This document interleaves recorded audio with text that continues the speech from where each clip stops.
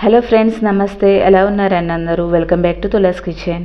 ఈ రోజు మన వీడియోలో ఎన్నో హెల్త్ బెనిఫిట్స్ ఉన్న కరివేపాకు పొడిని ఎలా చేసుకోవాలో చూద్దామండి. కరివేపాకు హెయిర్ గ్రోత్కి బాగా యూజ్ అవుతుందని అందరికీ తెలిసిన విషయమే కదండి. అలానే డైజెషన్ కూడా బాగా ఉపయోగపడుతుంది.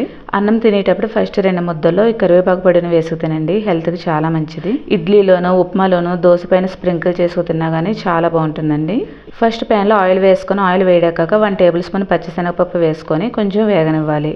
ఇప్పుడు 1 టేబుల్ స్పూన్ మినపప్పు, 1 టేబుల్ స్పూన్ ధనియాలు, 1 టీ స్పూన్ జీలకర్ర వేసుకోవాలి. అలాగే కారంగా ఎండుమిర్చి 10 వరకు వేసుకొని ఫ్రై చేసుకోవాలి. 8 వరకు వెల్లుల్లి రేఖలు వేసుకొని నిమ్మకాయలో సగం సైజు అంటే కొంచెం చింతపండు వేసుకొని ఫ్రై చేసుకోవాలి. ఇప్పుడు శుభ్రంగా కడిగి నీడలో ఆరబెట్టుకున్న కరివేపాకును 2 కప్పుల వరకు వేసుకొని మీడియం టు లో ఫ్లేమ్ మీద 2 మినిట్స్ ఫ్రై చేసుకుంటే సరిపోతుంది. కరివేపాకును మరీ ఎక్కువగా ఫ్రై చేసుకుంటే దాని అరోమా అనేది పోతుందండి.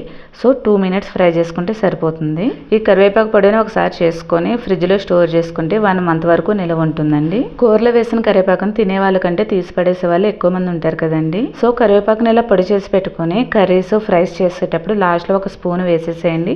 టేస్ట్ కూడా చాలా బాగుంటుంది. మనం ఫ్రై చేసి పెట్టుకున్నవి చల్లారాక మిక్సీ జార్లో వేసుకొని 1 టీ స్పూన్ సాల్ట్ వేసుకొని గ్రైండ్ చేసుకుంటే కరివేపాకు పొడి రెడీ అయిపోతుందండి. తక్కువ కాస్ట్లో చాలా ఈజీగా అయిపోయి ఇంత హెల్తీ రెసిపీని మీరు కూడా తప్పకుండా ట్రై చేయండి. వీడియో నచ్చితే ప్లీజ్ ఒక లైక్ చేయండి. ఫ్రెండ్స్కి రిలేటివ్స్కి షేర్ చేసి ఛానల్ని తప్పకుండా సబ్స్క్రైబ్ చేసుకోండి.